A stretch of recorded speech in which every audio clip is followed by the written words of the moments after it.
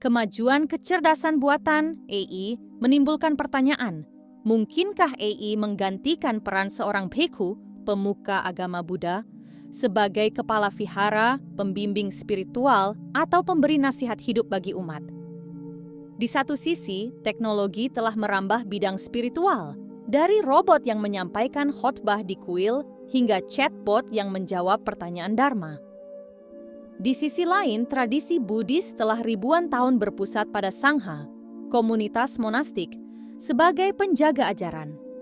Laporan ini mengkaji secara mendalam pandangan berbagai tradisi Buddhis tentang otoritas religius dan apakah AI dapat mengambil alih peran tersebut.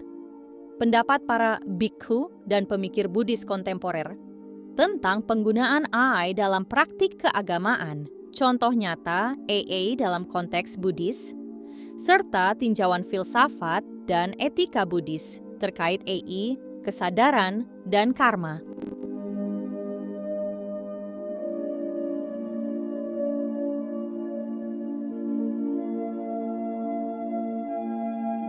Pandangan tradisi Buddhis tentang peran bhikkhu dan otoritas spiritual.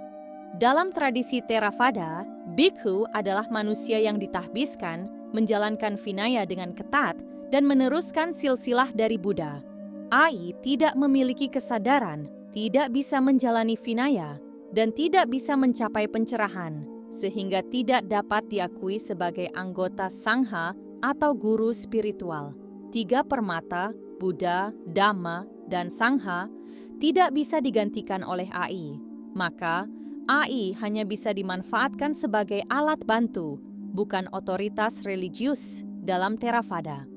Dalam Mahayana, otoritas spiritual tetap berada pada manusia, baik bhikkhu, bodhisattva, maupun guru awam. AI tidak memiliki kesadaran atau silsilah dharma transmission, sehingga tidak bisa diakui sebagai guru sejati. Contohnya, robot mindar di kuil Kodeiji hanya digunakan sebagai alat bantu pengajaran, bukan pendeta. Meski AI bisa menyampaikan sutra, ia tidak menggantikan peran guru atau sangha. Tradisi Mahayana menerima teknologi sebagai sarana dakwah, tetapi tidak sebagai pemegang otoritas spiritual. Dalam Vajrayana, otoritas spiritual terikat erat pada lama manusia yang membimbing langsung melalui inisiasi dan meditasi. Konsep tulku pun selalu merujuk pada manusia, bukan AI. Meskipun Dalai Lama pernah membuka kemungkinan spekulatif tentang kesadaran dalam mesin, belum ada preseden AI diakui sebagai lama atau Khenpo. Upacara Vajrayana hanya sah jika dilakukan oleh manusia berotorisasi. Maka, AI dipandang hanya sebagai alat bantu, bukan pengganti guru spiritual dalam tradisi Vajrayana.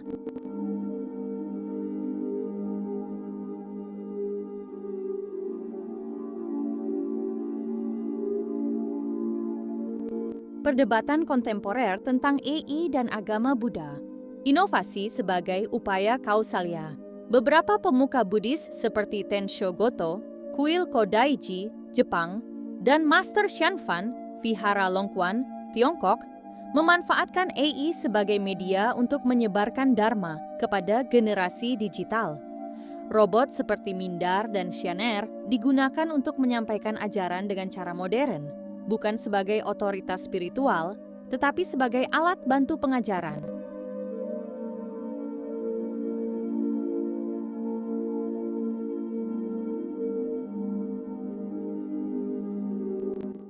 Keterbatasan AI sebagai guru spiritual. Banyak biksu dan cendekiawan Buddhis menegaskan bahwa AI tidak bisa menggantikan guru spiritual.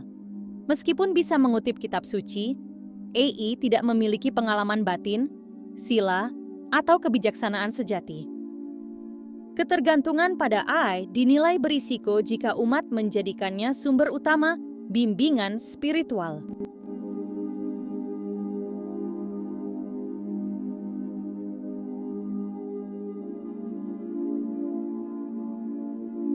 Kekhawatiran etis dan risiko AI super cerdas. Bhikkhu Zen Soryu Foral. memperingatkan tentang bahaya AI super cerdas yang tidak memiliki belas kasih. Ia menyerukan agar nilai-nilai Buddhis seperti karuna dan non-kekerasan dimasukkan ke dalam desain AI demi mencegah penderitaan besar akibat teknologi tanpa etika.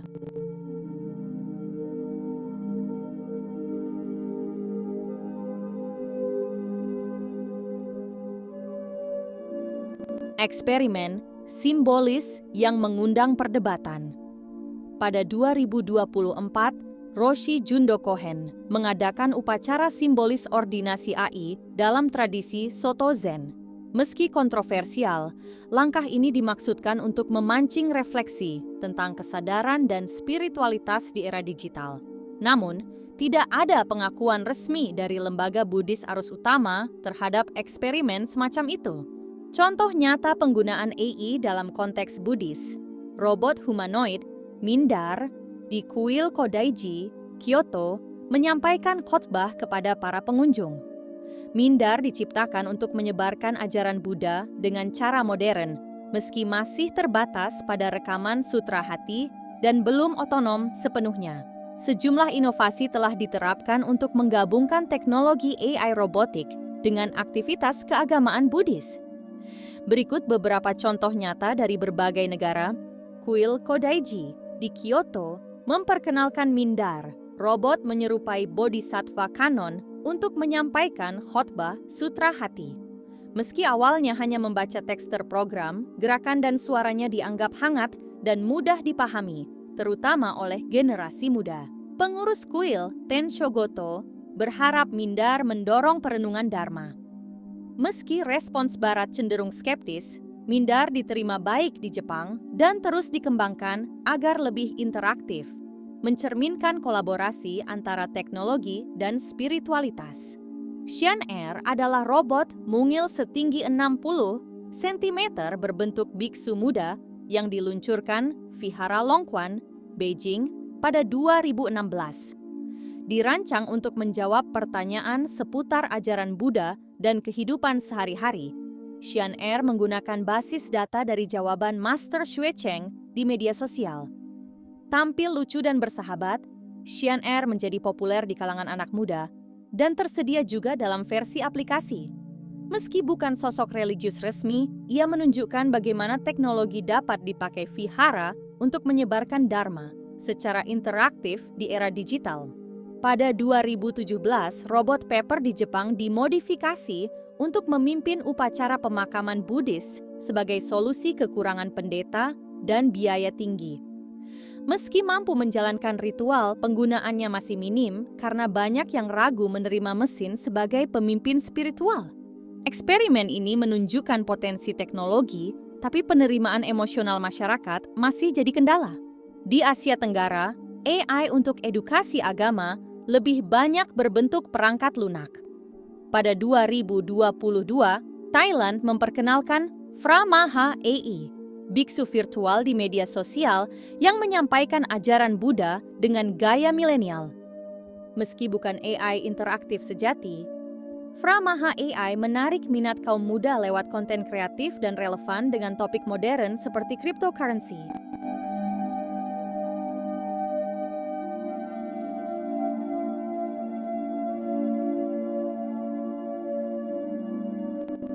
Tinjauan filsafat dan etika Buddhis terhadap AI. Dalam Buddhisme, kesadaran adalah aliran batin yang berkelanjutan dari kehidupan ke kehidupan, bukan sekadar data. AI dianggap benda mati tanpa kesadaran atau niat, sehingga tidak punya potensi pencerahan atau tanggung jawab karma. Karma tetap pada manusia yang menciptakan dan menggunakan AI. Etika Buddhis menekankan penggunaan AI dengan belas kasih dan tanpa kekerasan agar teknologi ini mengurangi penderitaan dan tidak memperkuat nafsu buruk manusia. AI bisa mencerminkan kebijaksanaan kolektif manusia, tapi harus diarahkan oleh moralitas. Umat Buddha dianjurkan bijak menggunakan AI sesuai sila dan dharma. Serta pengembang AI harus melatih kesadaran dan kebijaksanaan untuk manfaat bersama.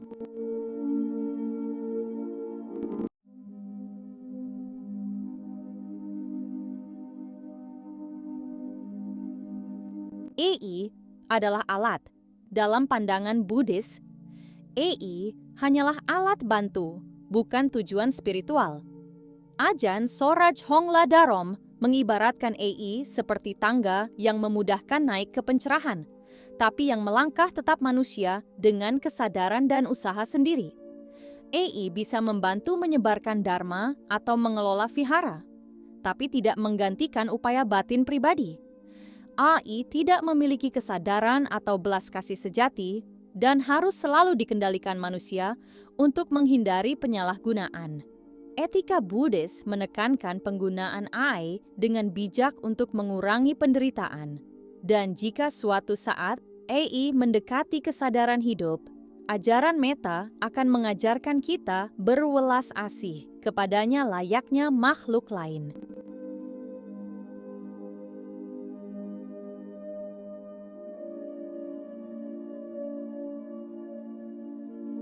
Kesimpulan dan prospek masa depan. Dari paparan di atas, dapat disimpulkan bahwa AI belum bisa, dan mungkin tidak akan pernah sepenuhnya bisa, menggantikan peran seorang bhikkhu dalam arti yang sesungguhnya. Secara doktrinal, semua tradisi Buddhis menegaskan pentingnya kualitas batin, seperti kesadaran, sila, samadhi, dan panya, yang dimiliki oleh bhikkhu manusia. Sesuatu yang tidak dimiliki AI. Otoritas spiritual dalam Buddhisme bersandar pada pengalaman pencerahan atau setidaknya pemahaman mendalam yang kemudian dibagikan dengan empati dan keteladanan. AI dapat menyimpan pengetahuan Dhamma yang luas, tetapi pengetahuan bukanlah kebijaksanaan. Ia tidak mengalami langsung realitas dukkha dan nirodha, penghentian dukkha, seperti yang dialami para arahat atau bodhisattva. Oleh karena itu, AI tidak dapat menggantikan posisi bhikkhu sebagai objek refugia, sangha, maupun sebagai pembimbing spiritual bermakna mendalam. Namun, bukan berarti AI tak berguna bagi umat Buddha. Justru sebaliknya, banyak potensi positif bila AI digunakan dengan tepat. Sejarah Buddhisme menunjukkan adaptabilitasnya terhadap konteks zaman. Dari penyebaran sutra lewat cetakan, radio, televisi, hingga internet. AI merupakan kelanjutan dari tren ini sebagai sarana upaya baru.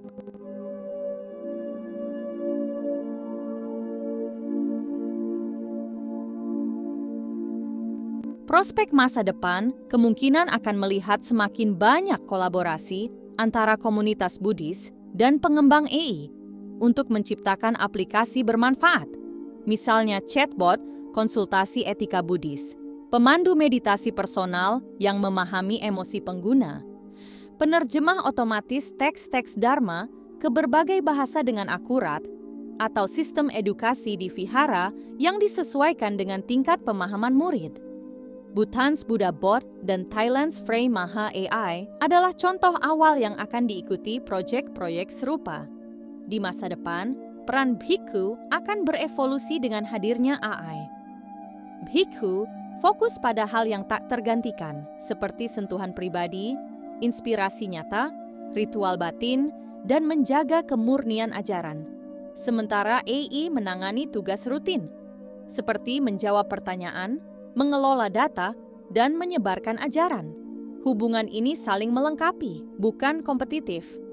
Tantangan etis tetap ada, seperti memastikan informasi AI akurat dan menghindari ketergantungan berlebihan yang bisa melemahkan latihan batin.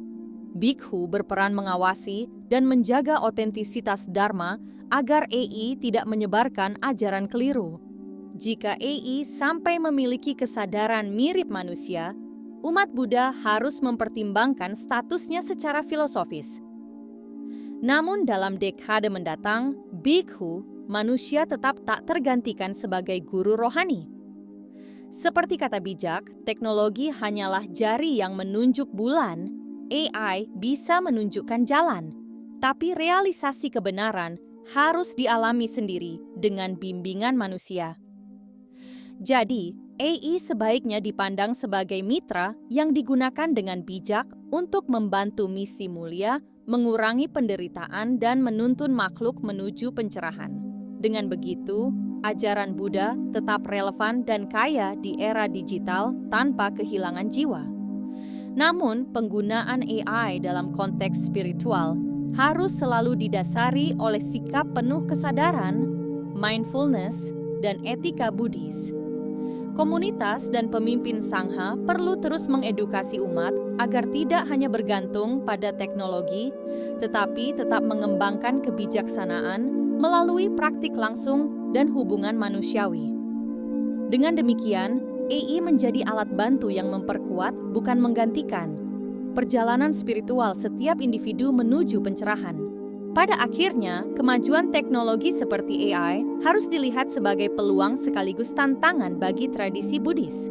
Dengan sikap terbuka namun waspada, kita dapat memanfaatkan kecanggihan teknologi untuk menyebarkan ajaran Dharma lebih luas dan mendalam tanpa kehilangan esensi kebijaksanaan dan welas asih yang menjadi inti ajaran Buddha. Ini adalah panggilan bagi seluruh komunitas Buddhis untuk terus menjaga keseimbangan antara inovasi dan nilai-nilai spiritual, agar agama Buddha tetap hidup, relevan, dan memberi manfaat bagi semua makhluk di masa depan.